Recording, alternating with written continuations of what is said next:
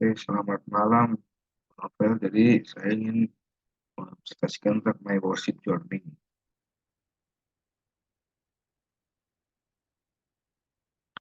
Nah, jadi yang pertama itu makna ibadah saya itu atau worship itu apa sih? Ini salah satu, menurut saya itu salah satu bentuk rasa syukur kita kepada Tuhan atas penyertaan eh, Tuhan terhadap hidup saya. Jadi dalam kita melakukan penyembahan itu atau worship, kita itu harus mengimaninya dalam diri kita dengan baik dan dengan kesungguhan hati agar Tuhan dapat menerima eh, penyembahan kita. Jadi prosesnya dapat saya pahami itu dapat penyembahan sekarang terapkan dengan kesungguhan hati seperti yang saya bilang tadi, karena Tuhan itu sudah memberikan kita penyertaan dalam kehidupan kita sehari-hari. Jadi kita sebagai rasa syukur kita penyembahan dengan cara ketulusan hati dan dengan sungguh-sungguh.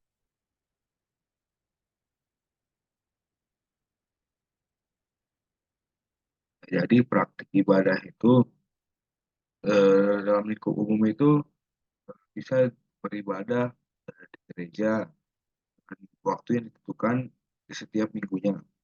Jadi kalau di gereja saya itu HKBP jam 6, jam 10, jam 5. Nah, jadi maksudnya itu kita beribadah di gereja secara umum dengan mengikuti setiap ibadahnya dengan baik. Itu kalau khusus itu misalnya dengan beribadah di rumah, karena rumah kita ini bisa juga sebagai tempat ibadah.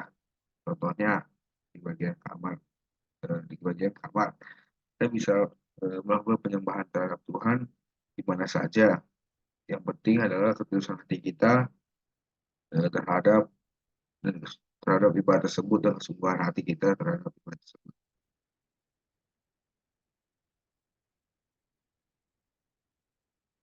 Nah, tantangan yang saya alami itu selama ibadah itu ada dua pilihan. Jadi saya itu diperhadapkan terhadap dua pilihan.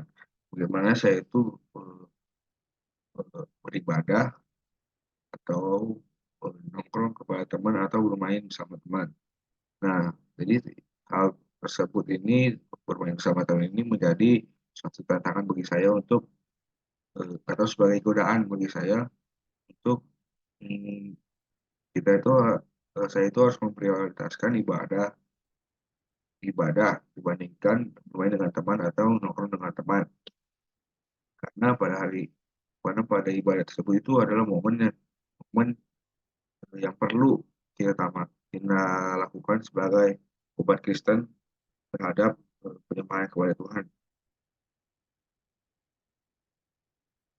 Nah, jadi peran Roh Kudus bagi saya itu sebagai seperti yang kita ketahui sendiri, Roh Kudus itu adalah sebagai Allah yang mengingatkan atau menegur. Jadi eh, Roh Kudus ini beri peran berperan pada saya untuk menegur saya terhadap kalau saya itu misalnya lupa beribadah kepada Tuhan. Jadi Roh Kudus ini menegur saya gimana saya itu kalau lupa berdoa, lupa menyembah Tuhan, di Roh Kudus ini yang berperan terhadap saya bahwa ternyata hmm, ibadah dan berdoa itu penting loh. Jadi Roh Kudus ini yang menegur saya.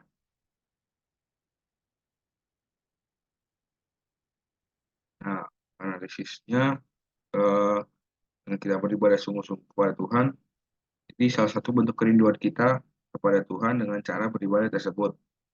Karena seperti kita tahu, sumber kehidupan kita itu adalah Tuhan Yesus Kristus yang menyertai kita sampai detik ini dengan keadaan sehat dan semua yang kita lakukan itu disertai oleh Tuhan, disertai oleh Tuhan. Lalu eh, persembahan itu tidak main-main. Maksudnya itu adalah ketika kita melakukan penyembahan, fokus kita itu harus terhadap Tuhan dan bagaimana kita menyikapi ibadah tersebut seperti yang sudah diajarkan. Jadi sebenarnya ketika kita beribadah, janganlah kita bermain-main. Maksudnya Tuhan eee, Tuhan aja, kepada kita tuh nggak main-main. Jadi kita salah satu bentuk rasa syukur kita itu beribadah kepada Tuhan dengan sungguh-sungguh dan ketulusan hati.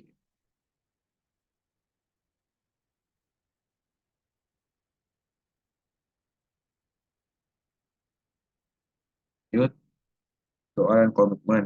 Jadi agar doa komitmen dapat terjalani dalam rutinitas saya itu butuh peran Roh Kudus sebagai pengingat saya bahwa, saya itu harus berdoa kepada Tuhan agar komitmen saya ini, dapat berjalan dengan baik dan bukan hanya ngomong saja, tetapi dapat saya lakukan dengan baik.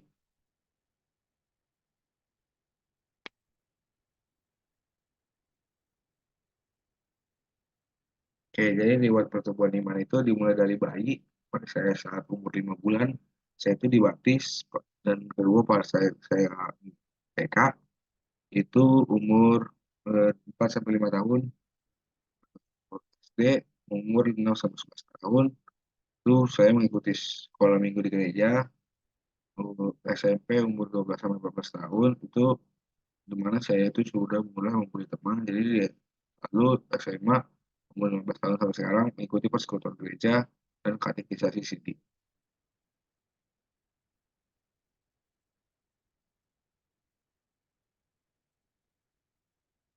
Nah, jadi pada saya saat saya pada saat saya bayi, itu bagaimana saya itu pada umur 5 bulan tersebut, saya itu dibaptis dengan nama orang tua saya.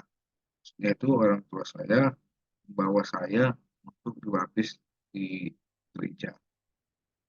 Pada saya TK, saya, beribadahnya ibadah umum dengan orang tua, karena pada saat itu saya itu belum mengerti apa-apa dan orang tua saya membawa saya ke gereja, perkenalkan apa sih gereja itu.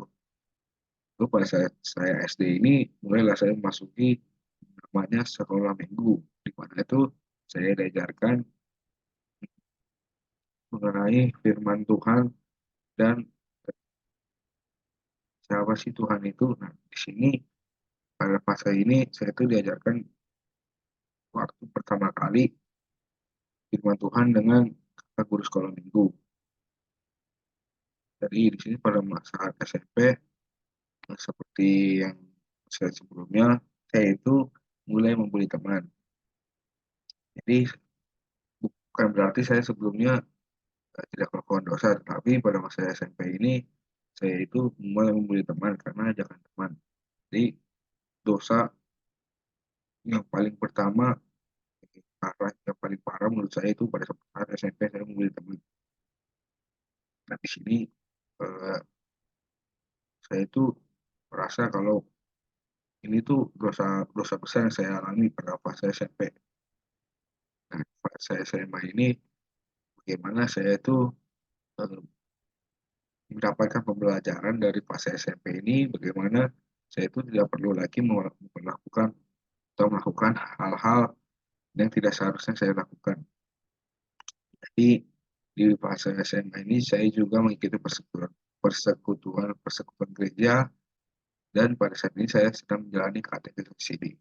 Nah, jadi dapat simpulkan bahwa pada saat saya bayi ini, saya tuh, eee, netral, lalu pada saat TK saya beribadah bersama orang tua, ibu orang tua itu naik, pada saat saat SD mengikuti sekolah minggu itu naik, pada saat SMP turun, pada saat SMP mencoba menaik lagi.